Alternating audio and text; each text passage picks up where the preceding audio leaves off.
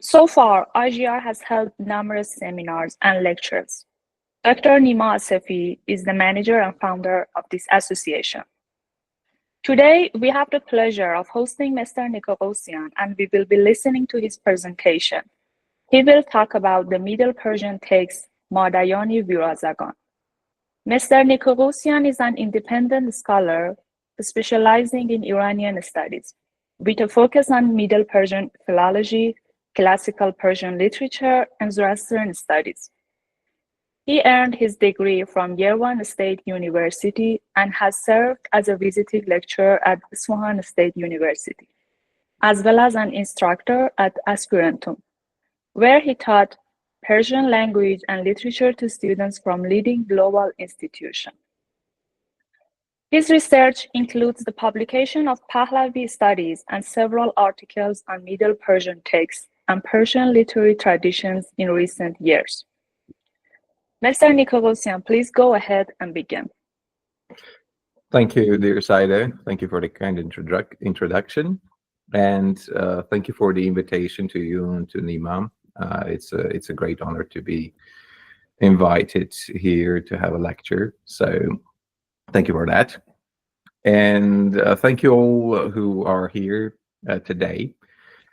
And let me share my screen so I can show you my slides from which I have prepared.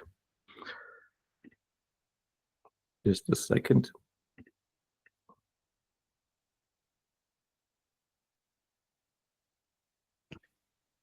Okay. I think you should be able to see this. Yes, yes. Great. So, and I will not be able to see you. So, if you have anything to say, just let me know. Okay. So, Middle Persian text Mādayān-i-Wizar. So, this is why did I choose to talk about this text? And the main reason is that this, we have many Pahlavi Middle Persian texts that are available. That have been edited and published even multiple times. But this is one of these texts that has, although being unique, a very interesting text, have been found recently. And when I say recently, I mean in 2011. So, I mean, already 14 years ago. And it has been found in the Codex TD-26, in Mumbai, which is housed in the Kama Oriental Institute. And it was found by Raham Aksha, one of the great scholars who are working in this field. And Codex TD-26 is a very interesting collection of Middle Persian texts.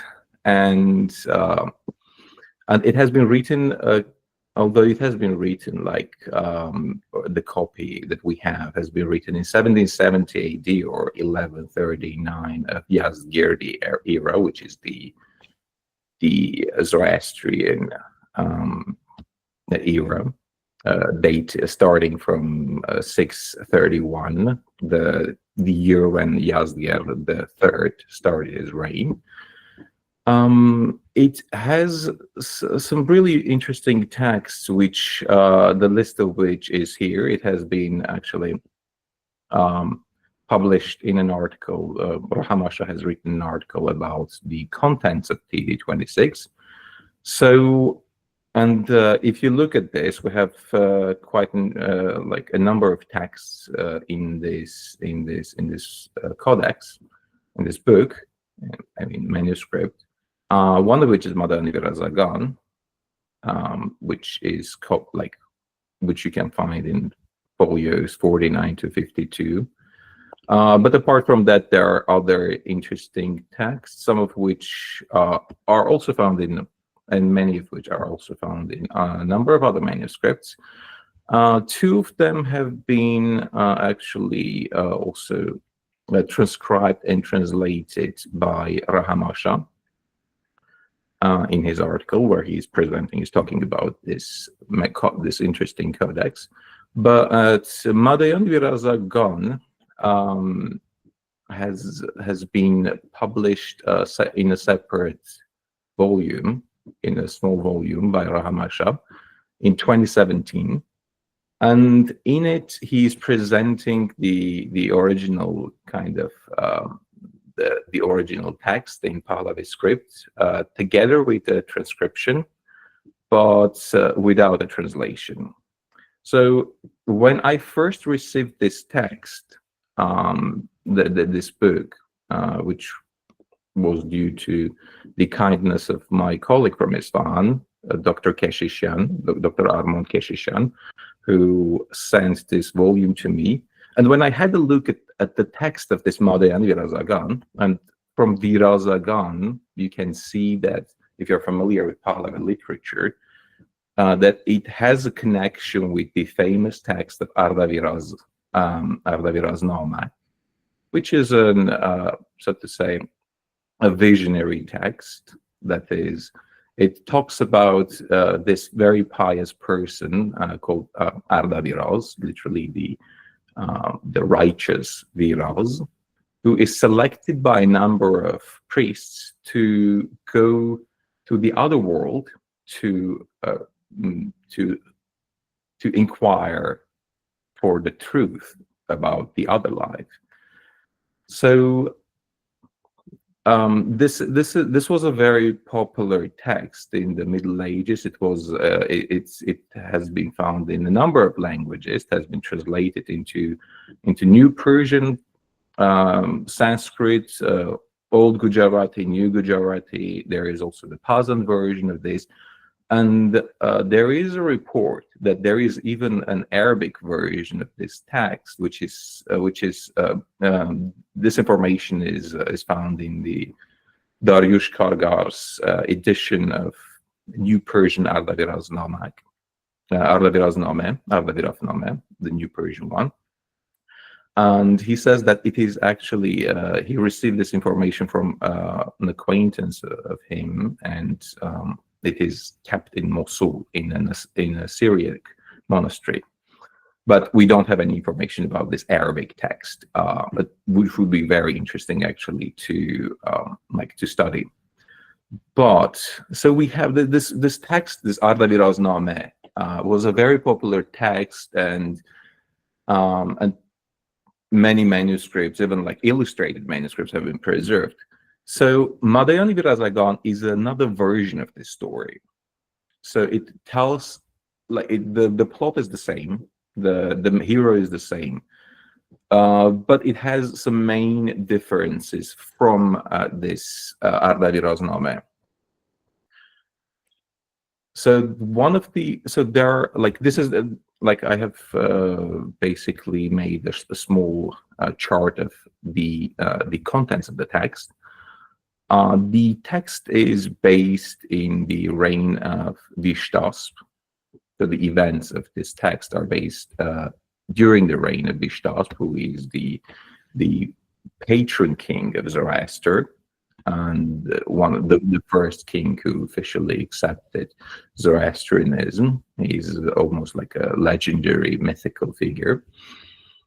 And this is a very interesting phenomenon, like feature of the text, because the Arda Viraz Nama, which is the Pahlavi text, is based in sometime in the early Sasanian kind of times. We don't have any specific king mentioned, but we have Adurbadi Maraspandan, an important religious figure, mentioned in this text. So and the New Persian version is based, the events are based during the reign of Ardashir Babakhan, so the founder of the Sasanian dynasty. So both of these versions are the New Persian and the Pahlavi Arda Viraz Nama. Their events are happening in the 3rd century AD.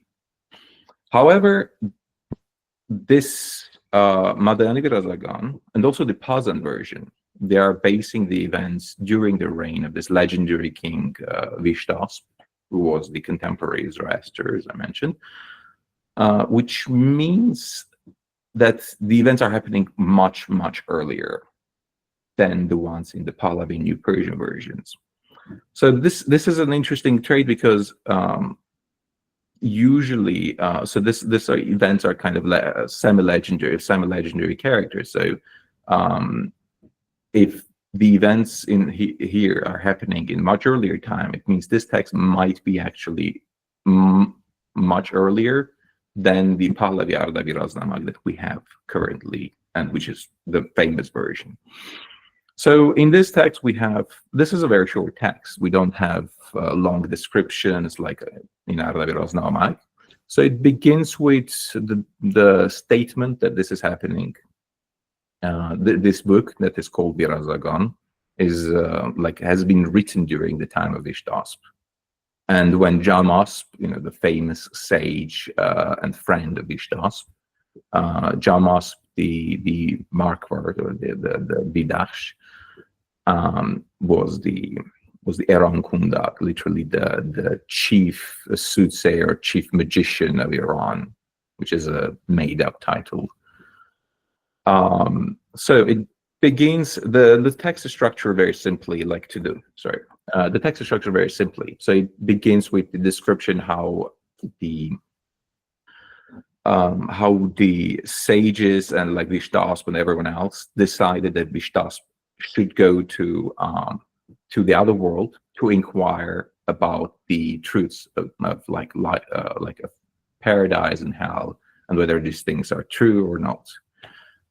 This is a very inquisitive character, as opposed to more like restoring the truth character of Arda Vīrāzagān. So one of the differences of Mādayān versus Arda Vīrāzagān is that while Arda Vīrāzagān is describing that after the attack of Alexandari, Gizistak Alexandari, Haromik, the Iran was plunged into chaos, and the religion was in complete disorder. So the Zoroastrian priests gathered together and decided to send one of them to bring back the truth from the other world. Here, the situation is different. Here, we have Ishtasp saying that, well, you should go and ask, to see what is true, what is not true. So I want to know what is actually the truth. This is more in the spirit of a peaceful reign for example, let's imagine the sustaining times when you have the religious debates raging between Christians and Manichaeans and Zoroastrians and many other lesser religions, and you want to know the truth. So this kind of more also indicates that this text was written in an earlier period than Arda Vīrāzagān, in my opinion. So what happens in this text is this. So the people decide to send the magician, the priests decide to send Viraz to the other world. He goes into the other world. He is presented to Ormazd. He is paying homage to Ormazd and having a short conversation with him.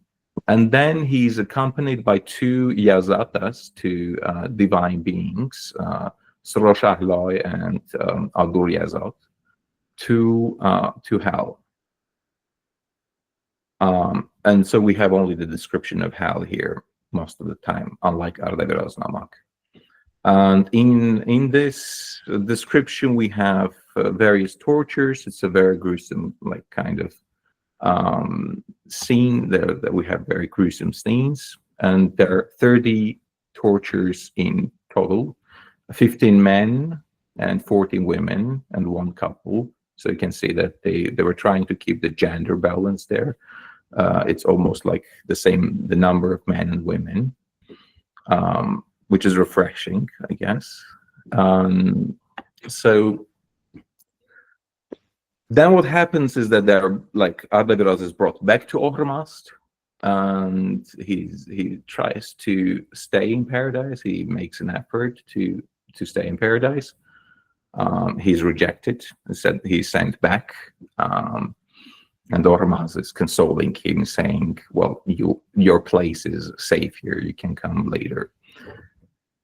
So this is the main kind of events are happening, but this is not very interesting. This is like just simply almost a different version of Arda Viraz. But what is interesting about this text, and why does it deserve our attention?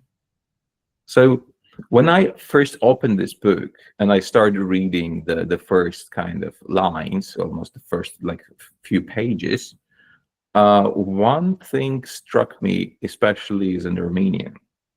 So when every Armenian who is studying like at school, they learn about the like pagan, so to say, Armenian gods before Christianity. So Armenia accepted Christianity like at 301. So before that, we had like different religion, and Armenian historians of 5th century, they preserve descriptions of these divinities and their functions. And one of them is like two very important writers who are talking about this. One is the Agathangelos, who is writing the story of Armenian conversion, and the other one is Moses of Khorana, the very famous Armenian historian with a debated date.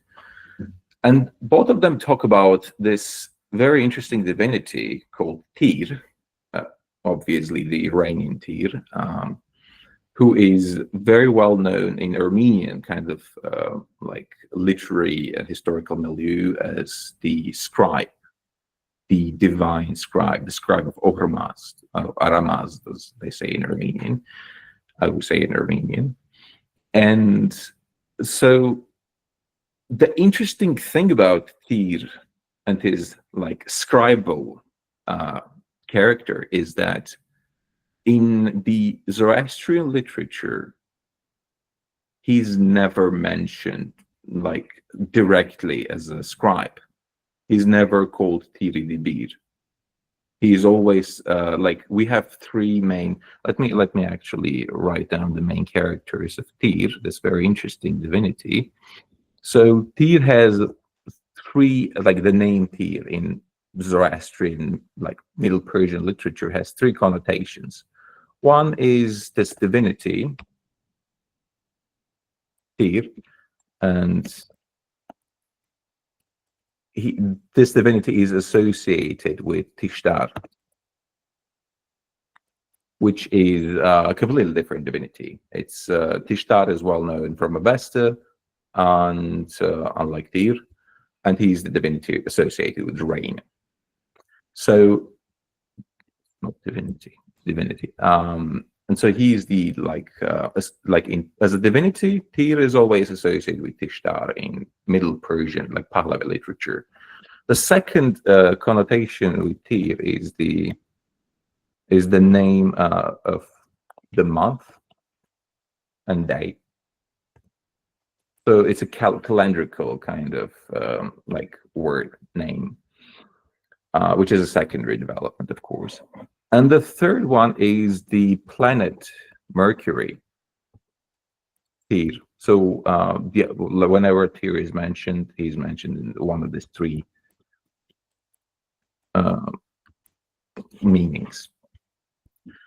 So the interesting thing is that like the scholars who are doing research on this and writing about this, they're sometimes trying to connect all of this and like trying to connect Mercury and its characteristics, and the Tishtar. So the interesting thing is that this confusion is not actually like at the beginning there was no such confusion.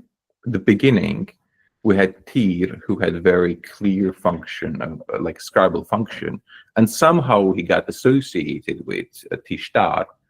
And from Tishtar, from that we have all this confusion issue like starting, because the month name should have been connected with Tishtar and all of that. So Tyr is not the original like month, so to say, name. But so here in this text, in this Mādayān, at the very beginning, and when Vishtas is entering, like is about to enter, like pass to the other world, He's entering, like he's arriving to Chagaridayiti, which is not mentioned, where he sees the very famous Russian the Just, one of the Azatas, who is actually responsible for weighing the sins and like the good deeds of the deceased people, of the deceased souls. So here we can see that Rashni Rast, Tarazugi Zarem had das dore to Kirbagud Vina Handazedestet. So here is Rashni Rast. And then after that we have this passage. Tiri Dibir Hameni Bekunet. So Tir the scribe keeps writing. He's in the action of writing. Only as Sari Zurwani Padir Shaikerdestet. And that writing, that book actually is being done, is being kept since the beginning of time, the Lord, Zurwan the Lord. So Zurwan is the divinity or the divine being associated with time. So this is a very unique passage. This struck me immediately, and by the mere nature of the sentence, I could say that this text is very old, because we don't have we have mentions about this, the scribal functions in Armenian literature. We have some hints. For example, in some Pahlavi texts, we have the day of Tir associated with scribal function and like arts, but not directly mentioning that Tir was a scribe. So this is the original state, and then later, at a certain point, the scribal function of Tir was completely forgotten. Tir was assimilated with Tishtar, and then we have the disappearing of this function of Tir. But this text has this, is keeping this. So this a very clear indicator that this is an archaic text. Another very interesting feature is the mention of Sagizar Gosh, the golden-eared dog, which is mentioned in a number of Middle Persian texts, also in Bundahishn, and like this dog that is keeping the gates of the other world, like the Kerberos, the Greek Kerberos. And it's the only version of this Viraz stories that is mentioning this golden-eared dog is Anushirvan Kirmani's a versified version of Arda Vīrāzagān, which is supposed to be based on like Zartosht Bahram Pajdu's very famous versified version of Arda Vīrāzagān, but has this very interesting mention of Sagizar and Gosh, which is peculiar to these two versions. And the version that I mentioned is written in the 17th century. So we might think that the author who was writing this New Persian versified version had access maybe to this Mādayān or some other version that mentions this dog. Another very interesting feature is, like as opposed to any other Viraz story, is that Viraz is encountering a certain like spiritual being on his way to like the other world, in the other world, so which is called Hofraward. So Hofraward is equivalent to Hufraward, which is a term for talking about a deceased good person and his so to say Frawashi. But in this case, this Hofraward is featuring here as a separate kind of being who is consoling Viraz. So it says, Andar Zaman immediately came in front of me, that being whom they called Hofraward, with the good Frawashi possessing one. And it said that don't fear Viraz the priest, but tell the truth what did you do when you were alive? So this is a very interesting feature of the text too, so a very peculiar one. Another interesting thing that is happening here, when at the very beginning of the text, before Viraz is entering the presence of Oromaz, is his encounter is almost like confrontation with Adur Yazat, which is the Yazata, or the divine being, the gods of fire, so to say, where Adur is accusing him of burning wet wood and wet incense, which was apparently a very, like, he's calling him Chwed Ezm ut Chwed Boy, which is supposed to be an insult. Personally, I wouldn't be insulted, but apparently this was a big insult back in these times. So he's calling him like this, and then he says, like, you shouldn't burn wet wood when you are, like, when you're worshiping me. You should, when you are, like, trying to give donations, or like, how do you say, take care of me, you should give me very, like, dry wood, which is a very interesting kind of scene. Another very interesting thing that is happening is at the very end of the book. So, and all of these things that I'm enumerating, these are peculiar, almost entirely peculiar to this text. We don't have it in any other version of Viraz story.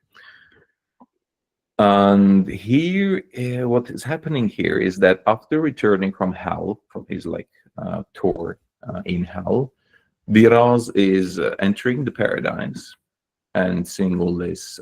He sings Zoroaster. He's seeing all the Oshnari Danag, this wise, this sage, mythical sage in Zoroastrian tradition, and he's talking to Oromaz, and he says that Kum mathres to shahri zindagan topad enwahisht banam. So don't send me to the land of the living, so that I will stay in the paradise. This scene doesn't happen in any other version. But very interestingly, what is interesting about this is that when I was so a couple of years ago, when I was in Khuzestan, in Ahvaz, I saw like an old man with white kind of robes. And I thought, like, this guy should be like a cleric or something. But he was very, like, cheerful, like this very interesting, peculiar character. And he was just walking around. And I said, like, maybe I should go and talk to him. And before I knew, he entered into a door and disappeared, like, in a door. So I went there and I saw this, that this is the center of the Mādayāns, or Mādayān, as they're called in Iran. And the Mādayān community is one of the most ancient religious communities in the Near East that still exists, and they are, like, these are the followers of John the Baptist. And so I entered there and I talked to them, and, like, they were very nice. It was very nice, like, encounter. I got to have like many interesting conversations there. But what I did also, I bought a bunch of stuff from their, like, bookstore. And one of them was a calendar. And this calendar, like, one day I was just looking into this, and, like, I opened the calendar and I saw the story of Dinanucht, a kind of a semi-legendary character. Like, it's a half human, half book. Mādayān theology and is, like, very interesting, very peculiar. And this Dinanucht has a similar trip to the other world. And the moral of the story is different in that case. But what is happening with this Dinanucht, who is a kind of not a very positive character initially, after passing through all these spheres, he is, like, entering to the presence of the highest being, highest God. And when he regrets about his past life, he doesn't want to leave the paradise. He doesn't want to leave this other world, and he doesn't want to get back to the world of the living. But he's eventually again sent, and he's told that he will come back when he dies. And these are two very similar stories. Very similar scenes, which is also striking, which also indicates to the oldness of the story. And yeah, so these are the very interesting features of this, peculiar features of this text. Now, like, I don't know how much time I have. Saida, can you tell me how much time do I have? About 5 minutes more. Okay, great. So I'll just present the stories and like present what I say what I think about the reason why we have this many versions. So here I have collected the main versions of the Viraz story, which are not derived from each other, mostly have their own specific features. I have not included all the other versions that are derivative of one of these versions. Including, for example, like the Sanskrit, Gujarati translations. So here we have like the Middle Persian. The most famous story is Arda Viraz Namak. We have the Pazan version, which is also like slightly different. It has its own features. Then we have Mādayān, and we have the New Persian prose version. The author is unknown. We don't know who wrote this, but we have this very old version, which probably is written sometime like maybe in the early 11th century or late 9th century, late 10th century. We have the Zartosht Bahram Pajdus version in New Persian verse. This is from 13th century. Has its own kind of version. It might be like partially reliant on the prose version, but it has also its own peculiarities. And we have the Arda Viraz, so Nushirvan Marzban Kirmani. Yeah, I wrote here like in terrible verse, and I don't regret that. It's really bad verse, bad poetry, but what it has some interesting traits. So this version, this is from like the 17th century. So when you look at this different versions, you kind of see that all this difference in detail, none of this can be completely claimed to have derived from one from another. And by knowing the nature of Zoroastrian literature, we know that there is no kind of stable text. We don't have static texts. We have texts that are changing all the time. No, scribes don't respect any authors. There is no the concept of authorship and respecting the originality of the text.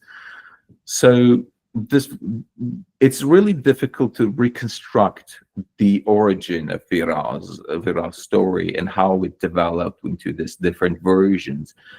But what I think it was happening, and the story of somebody going into the other world and coming back and bringing the truth, is also a very old kind of story.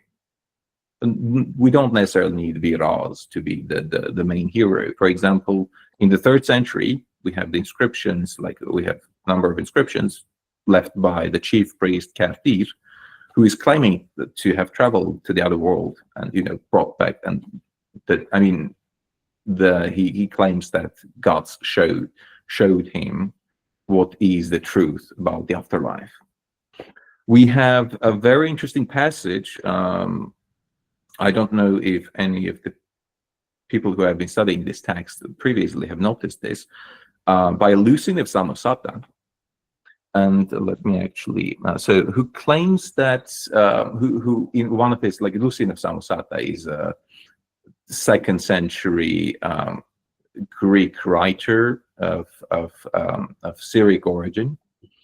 I love his works. I love his texts. He's like a very good satirist and comedian. Not comedian, like a comical writer. And he's actually has written one of the very kind of the first sci-fi works. It's very interesting. The Journey to the Moon. I recommend reading it. But in one of his other satirical texts, he mentions a very interesting thing. Let me actually show it. Actually.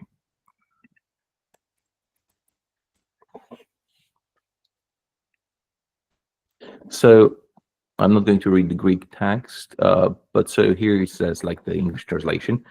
So one time, while I lay awake over these problems, this is one of the heroes talking, I resolved to go to Babylon and address myself to one of the Magi, the disciples and successors of Zoroaster, as I had heard that with certain charms and ceremonials, they could open the gates of Hades, taking down in safety anyone they would, and guiding him back again. This is a fascinating passage written in the late 2nd century about this exact same story in a satirical way, of course, because he's a satirical writer, about this Viraz journey. So this I think this has some grains of truth, that this stories of traveling to the other world were quite popular in the Iranian kind of Zoroastrian milieu in those times, in these very ancient times. And I think that there were a number of versions, and like current versions of Arda, of Viraz story, that were told orally, and which contributed to is like this fluid character of the story, always changing, and all of the stories have their peculiarities. They are not similar. They are not. We cannot trace the stories to certain like variants, like solid variants, static variants. But I think that at a certain point, the stories began to be written, and this process began very late, maybe even in I think post-Islamic. I mean, not Islamic era, early centuries of Islam. And hence we have all these varieties. And one of these varieties is this Mādayān, which is quite an old version of it. Unfortunately, it was not known in the 19th or early 20th, and in the 20th century, and it just got found in 14 years ago. So lots of, I think, research should be done on this text, I guess. So I think this is all I wanted to say. Yeah, so this is the last one. I couldn't resist not putting this here. This is a very peculiar, very common formula in Pahlavi texts, end it in health and happiness, thus be, even more thus it be. So I will stop sharing right now. Thank you, Dr. Nikoghosyan, for your excellent presentation. Yeah, thank you very much. I will try to figure out how to turn this. Stop sharing, yeah. Thank you for your excellent presentation. Also, I apologize for intrusion of hackers. I removed and blocked all of them. If any of the participants have questions, please raise your hand, and also you can ask your question in Persian if you want. Yeah. I'll be happy to answer. You can ask your questions in Persian or in English. It would be, yeah. Or in English, yes.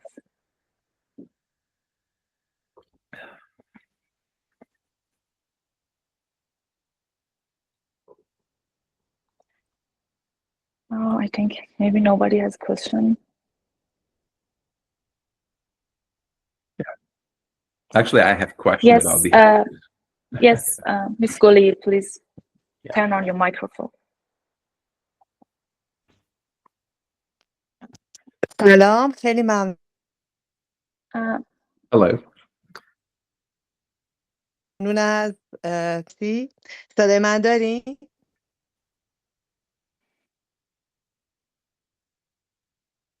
بله بله صداتون. آره من می‌خوام که اردا ویراف داره آیا توی دین مسیح چون میدونم که خانم گلی ببخشید ولی صدای خانم گلی خانم گلی صداتون خیلی قطع میشه. قطع میشه واقعا. اگه شما دوست دارید میتونید تایپ کنین، من حتما جواب میدم.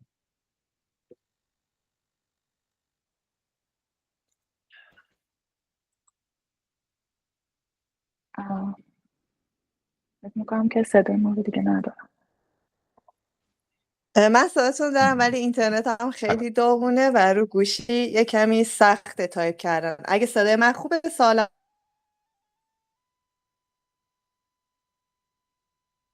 تکرار کنم.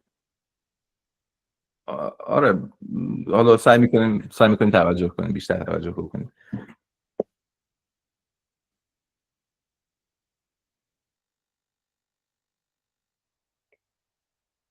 خانم گلی انگار صداتون باز نداریم متاسفانه.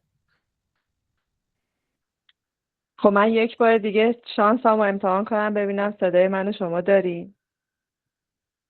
باشه. بله الان صداتون بهتر هست. شد صدا؟ آره. میخوام بدونم که این بله. سفر روحانی که یک آدمی مثل اردا ویراف داره به خاطر اینکه دنیای بعد از مرگ و به بقیه نشون بده، بگه که خب چه اتفاقاتی قرار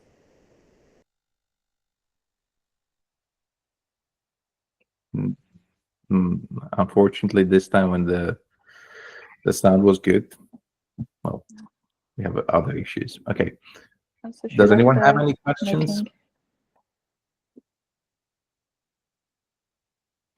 If any of the participants has question, you can raise your hand.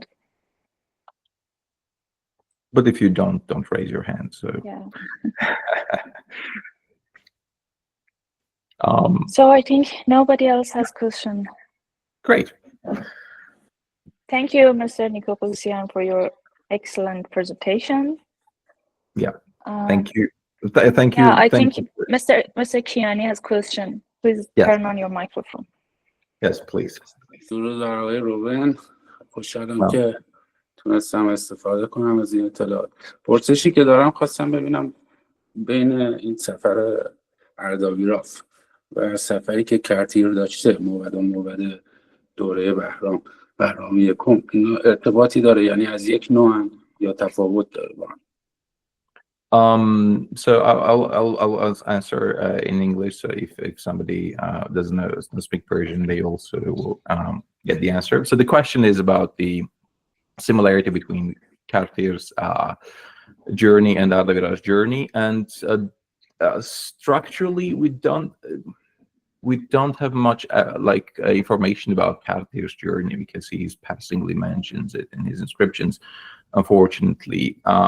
But what he says about his journey is that it's more like of a getting information from gods. Not many details are actually mentioned, but it belongs to the same genre. It belongs to the same story and the same beliefs, I guess. So what Kartir was doing in his time was he was, so to say, using this type of stories that people believed in it. And he was because by the time of Kartir, I'm sure the stories were like current in the different various religious circles. So what he does, he takes this Viraz type of stories, and I'm not sure if the name of Viraz was current at the time. Maybe his later invention, so to say, later introduction into this stories. But definitely this type of stories were current, and he's taking this and saying, "Oh, gods also did this thing to me, so I'm also like a very authoritative person. I know this stuff by my own experience." So in that sense, they have similarity because Kartir is borrowing from the same ideas. Thank you, Billy. My pleasure. Yeah. So I think there's nobody else's question. Finally, I would like to thank Dr. Asefi and the Azhyar Foundation for providing this opportunity. Also thank to all the participants and express my gratitude to Mr. Nikoghosyan for his outstanding presentation. Have a good night, everybody. Thank you very much for being here, and have a good night. Thank you.